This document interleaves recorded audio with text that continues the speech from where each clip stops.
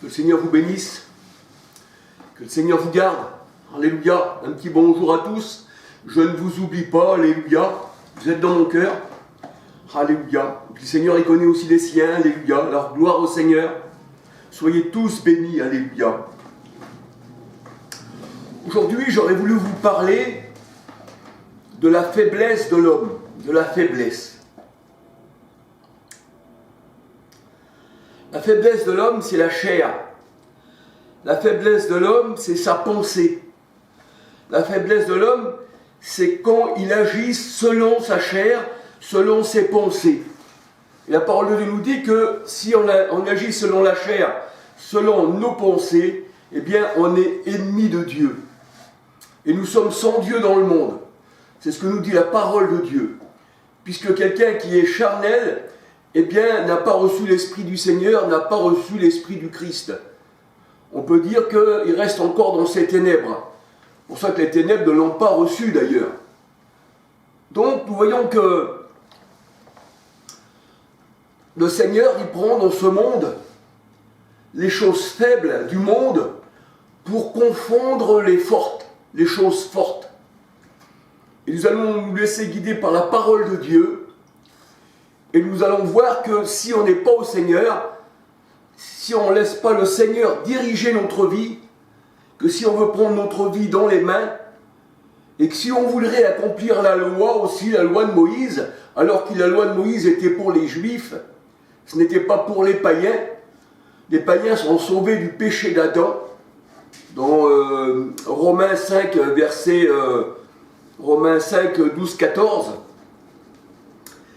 eh bien, nous voyons que si on veut diriger notre propre vie, eh bien, on est contre le Seigneur et on est rejeté.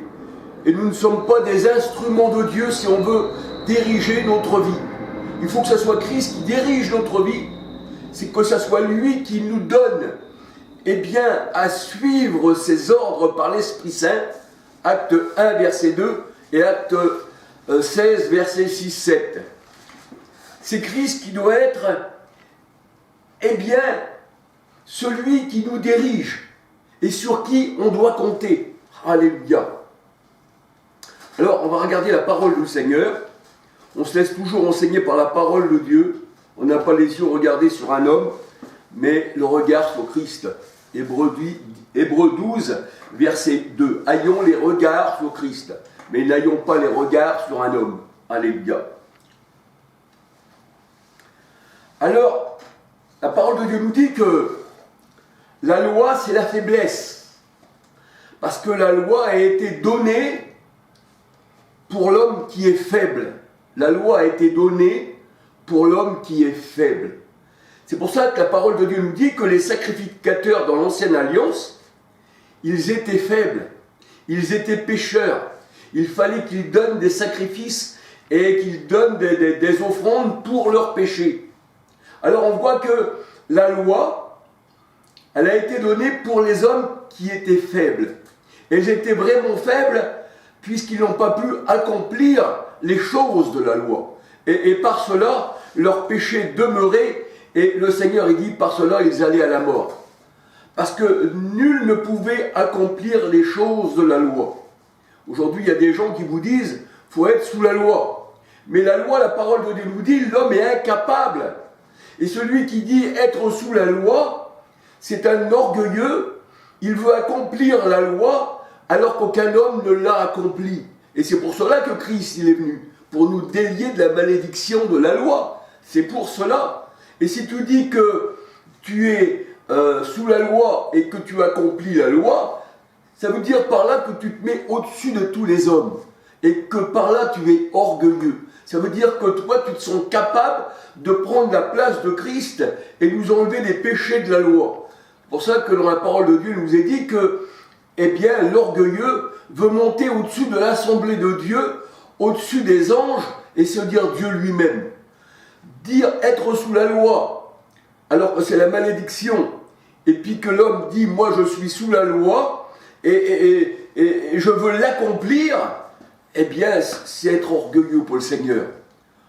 Personne ne pouvait accomplir la loi. Seul le Christ qui est maître de la loi, le maître des Écritures, et qui est Dieu lui-même. Mais il a pris un corps d'homme pour venir dans notre faiblesse humaine.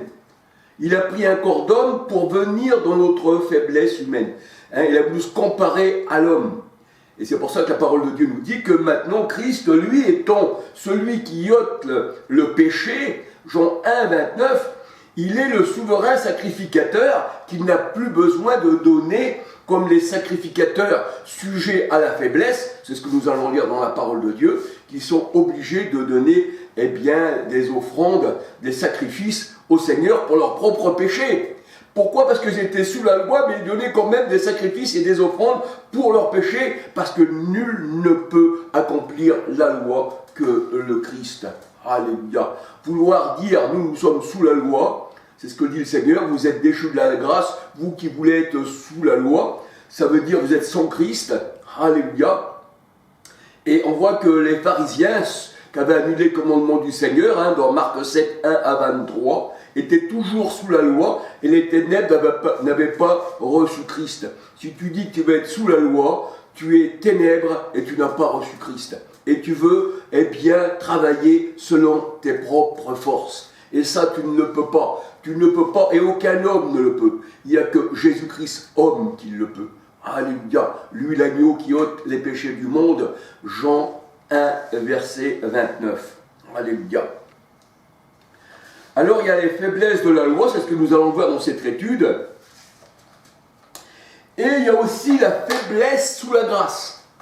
Il y a la faiblesse de l'homme aussi sous la grâce. Parce que l'homme est toujours faible. Et c'est pour ça qu'une grâce a été faite à l'homme. L'homme n'est pas fort. L'homme n'est pas fort. Il est fort que si le Seigneur agit en lui. Mais sans le Seigneur, on ne peut rien faire. Et sous la grâce, il faut se reconnaître encore faible, afin que Christ agisse en nous. Paul disait, ce n'est plus moi qui vis, c'est Christ qui agit en moi. Et les paroles que je vous dis ne le dis pas de moi-même, mais c'est Christ qui parle en moi. Et c'est par Christ que je fais des miracles. C'est par Christ que je ressuscite les morts. C'est par Christ que je fais des choses qui paraissent étranges aux païens. Alors on voit que quand on est abaissé devant le Seigneur, comme on est humble, et c'est même pas nous qui nous abaissons. Le Seigneur, il dit qu'il abaisse les uns, qu'il relève les autres. Alléluia. Et le Seigneur, il dit aussi dans sa parole, si celui qui s'abaisse, c'est celui-là le plus grand. C'est celui qui s'abaisse que le Seigneur élève. Et c'est celui qui s'abaisse que le Seigneur élève, et c'est celui-ci que le Seigneur travaille dans cet instrument. Parce que nous sommes des instruments de Dieu. Alléluia. On ne peut rien faire de nous-mêmes s'il n'y a pas le musicien qui joue, dans nos cœurs, et qui nous donne à parler comme il le veut. Alléluia. Donc il faut se regarder faible pour être fort. C'est pour ça que Paul disait, quand je suis faible, je suis fort. Mais si je dis que je suis fort, alors je suis faible. Parce que tu te fies sur ta propre force. Tu es faible. Tu es même malheureux et tu es nu, tu n'as pas Christ, qui est ta force, qui te rend fort. Alléluia. Laissons-nous guider par la parole du Seigneur. Alléluia.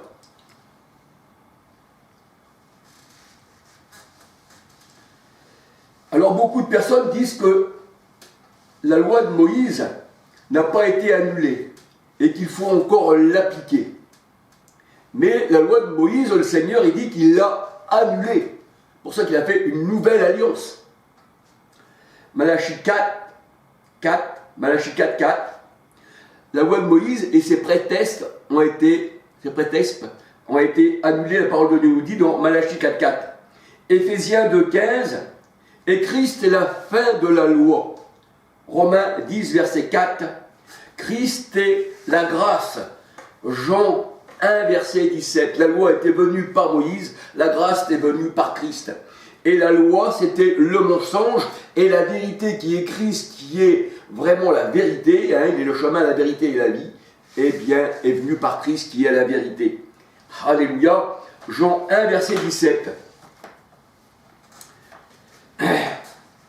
Alors en disant qu'il faut encore appliquer la loi, comme certaines personnes qui disent la loi elle est toujours là, et ci et ça, bien sûr le Seigneur quand il dit dans sa parole, tu ne tueras pas, on ne va pas tuer, Tu aimeras ton prochain, bien sûr, alléluia. Ça, c'est encore là, oui, c'est sûr. Mais tous les sacrifices de la loi, tout ce qui était semblant, tout ce qui est ça n'existe plus. Et la parole de Dieu, elle dit que toute la loi se résume en un seul commandement, dans l'amour. La loi se résume dans un seul commandement, dans l'amour. Celui qui a l'amour obéit à toute la loi. Il n'ira pas voler, il fera les commandements du Seigneur, il aimera son prochain. Ça veut dire que l'amour, c'est l'accomplissement de la loi. C'est ce que nous dit la parole de Dieu. Et là, on voit qu'il y a des hommes charnels, eh bien, un peu comme dans Acte 15, qui voulait que les disciples soient circoncis et que les disciples restent sous la loi. Et là, on voit qu'il y a une discussion parmi les disciples en disant, eh bien, qu'on ne va pas donner d'autres charges parce que nous, on n'avons pas pu accomplir les choses de la loi, et il y en a encore qui veulent, eh bien, vous rendre en servitude. Voulons vous mettre sous la loi et que vous fassiez circoncire. Parce qu'il est vrai que si on veut être sous la loi, alors il faut être aussi circoncis dans la chair. Alors que tous ceux qui vous disent être sous la loi, qui vont donc se faire circoncire dans la chair. La parole de Dieu nous dit que nous sommes circoncis du cœur, de la main qui n'est pas fait de main d'homme. Colossiens 2:11. Alléluia. Romains 2, versets 27-28. C'est là le juif véritable qui n'est pas charnel. 1 Corinthiens 10-18, mais qui n'est pas fait la circoncision fait de main d'homme, mais par Christ. Alléluia. Donc on voit que ceux qui veulent être sous la loi, eh bien, qui vont donc se faire circoncire. Parce que s'ils ne sont pas circoncis, eh bien, en ce moment-là, eh bien, comme le dit Acte 15, eh bien, on est redevable à la parole de Dieu. Hein, et ces gens-là, eh bien, ils veulent que vous retourniez dans la chair, dans la maison de servitude. Galates 4:21 à 31. Alors, ces gens-là, en disant qu'il faut l'appliquer et être encore sous la loi, ils se disent supérieurs aux autres sacrificateurs de l'Ancien Testament qui, eux, étaient encore sujets à faiblesse, la parole de Dieu nous dit, et ne pouvaient pas accomplir la loi.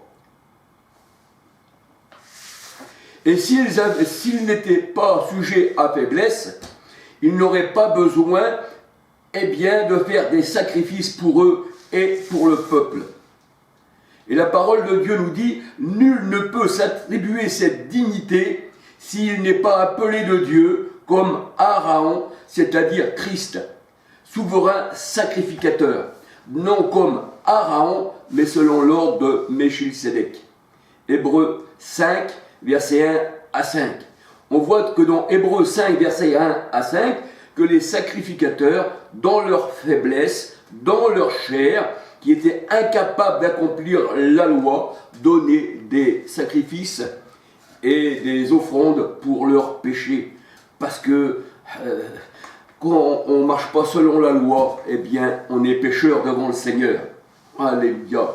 Hébreux 5, versets 1 à 5. Et Jésus est venu, eh bien, non de la classe d'Aaron, mais de Melchisédek. Et la parole de Dieu nous dit, c'est pour cela que le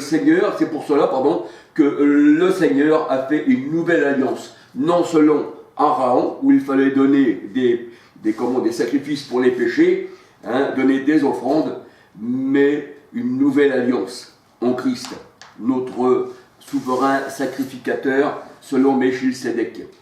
Hébreux 7, versets 11, 12, 14, 16, 17, 18 à 28. Alléluia. Hébreux 7, versets 11 à 28. Alors ceux qui se disent sous la loi, et la loi elle avait été donnée pour les juifs, non pour les païens, mais il y a encore des païens aujourd'hui qui se disent pasteurs et qui se disent sous la loi, alors que la loi a été donnée par les juifs. Romains 3, versets 19, 20, 21, la loi c'était pour les juifs. Et si tu dis être sous la loi, malgré tout, eh bien tu te dis que tu es un homme faible. Tu es un homme faible. Si tu es sous la loi, tu es un homme faible parce que tu es incapable d'accomplir la loi, mais toi tu dis que tu es sous la loi. Tu es comme ces sacrificateurs qui étaient faibles, Hébreux 5, versets 1 à 5, et qui étaient obligés de donner des sacrifices pour le peuple et pour leurs péchés. Donc, là, si tu veux rester sous la loi, tu te reconnais comme un homme qui est faible. Ou alors tu te dis comme un homme qui accomplit la loi et tu dis fort. Alors si tu es fort, alors là pour le Seigneur, tu serais un surhomme parce que nul n'a pu accomplir la loi. Et ça, c'est ça l'orgueil.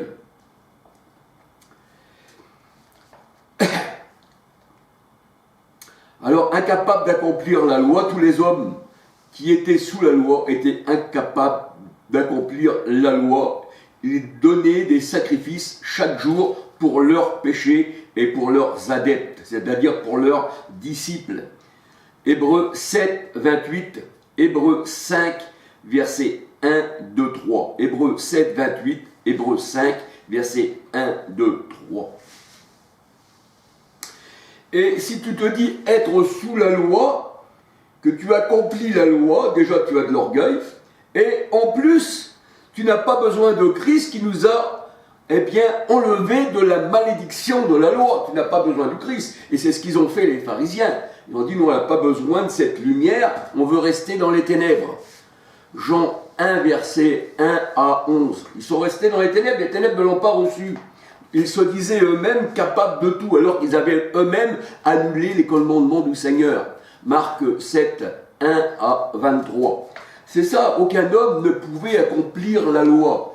Et eux, ils se disaient de Moïse, et ils se disaient dans la loi, alors qu'ils avaient renié même la loi pour leur tradition humaine. Et c'est ce que font les hommes, ils se sentent forts, ils se sentent supérieurs aux autres, et ils n'ont pas besoin de Christ. Bien qu'ils disent qu'ils sont du Christ, ils rejettent Christ par leurs paroles, en voulant dire, nous on est sous la loi, et on se sent capables de l'accomplir. Alors ça, c'est mettre Christ de côté. Et la parole de Dieu nous dit que Christ, lui, il est rentré, il a donné une fois pour toutes son sang, et il est rentré dans le sanctuaire, il a donné son sang une fois pour toutes. Non le sang des boucs, non le sang des veaux, mais il est venu avec son propre sang. Hébreux 9, verset 12 à 22, et Hébreux 10, verset 1 à 17. Alléluia. Pourquoi qu'on avait besoin du Christ? Parce que il reconnaît, le Seigneur, il sait que nous sommes faibles. Il est venu au secours de notre faiblesse. Parce qu'on ne pouvait pas accomplir la loi. Et nous, païens, d'ailleurs, on n'était pas sous la loi. Nous sommes sauvés du péché d'Adam. C'est pour ça que la parole de Dieu nous dit dans Romains 5, 12, 14, que par un seul homme, Adam, le péché était rentré dans le monde. Mais par Christ, le péché a été ôté du monde. Donc, on te veut, Seigneur, afin que notre péché ne demeure plus. Tu nous as enlevé nos péchés et tu nous as rendus plus blancs que la neige. Alléluia. Alors, vouloir faire de la loi de Moïse sa loi, c'est se dire supérieur aux autres. Être dit supérieur aux autres, qui étaient sous la loi et qui étaient incapables d'accomplir la loi du Seigneur. Romains 8, verset 3. Et tous ceux qui sont sous la loi sont sous la malédiction.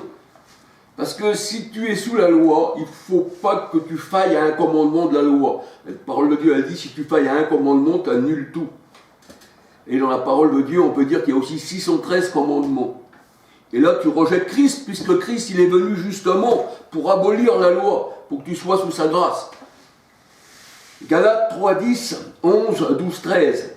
Et vous êtes séparés de Christ, vous qui dites être sous la loi, vous êtes déchus de la grâce. Galates 5, versets 3, 4, 5, 16, 17, 28 à 26.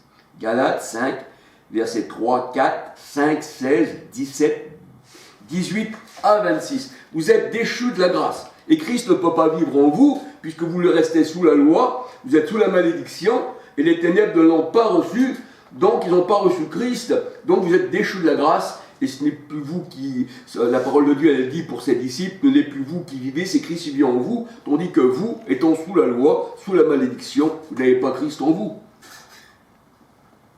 Vouloir donc être sous la loi, c'est rejeter la grâce de Christ. Jean 1, verset 17.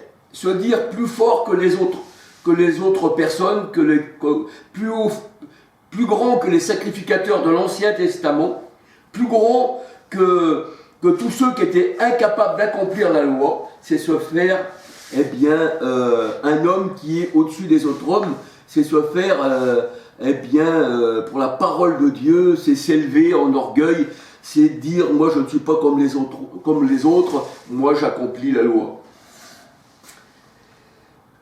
Mais les hommes étaient incapables d'accomplir la loi, la parole de Dieu nous dit. Galates 5, verset 13. Jacques 2,10 nous dit que si tu faillis à un commandement de la loi, selon la loi, eh bien tu es redevable de tous. Jacques 2,10. 1 Jean 3, verset 4. 1 Jean 3, verset 4. 1 Thessaloniciens 2, verset 10-11. C'est pour ça que le Seigneur leur a envoyé à ces gens-là un esprit d'égarement. Pourquoi? Ils ont confondu la grâce du Seigneur avec les commandements de l'ancienne alliance. Et ils ont rejeté le Christ et ils ont resté sur l'homme ancien, sur l'ancien Adam. Donc ils n'ont pas revêtu le vieil homme, ils sont restés dans l'homme orgueilleux qui ne sait pas s'abaisser devant le Seigneur pour pouvoir recevoir la force du Seigneur. Alléluia. L'orgueil ne reçoit pas la parole de Dieu. Alléluia. Et si l'homme aurait eu la force d'accomplir la loi, il n'aurait pas eu besoin d'une nouvelle alliance. Il n'aurait pas eu besoin de Christ. C'est ce que nous dit la parole de Dieu. Hébreux 8, versets 10 à 11 et Galates 5, versets 3-4. Galates 5, versets 3-4. Et ceux qui sont sous la loi, la parole de Dieu nous dit, ils ont un voile sur les yeux et sur le cœur. Leur cœur n'a pas été circoncis. Ces gens-là qui veulent rester sous la loi, la parole de Dieu nous dit, ils ont un ministère de la condamnation et un ministère de la mort. 2 Corinthiens 3, 13 à 18. Ils sont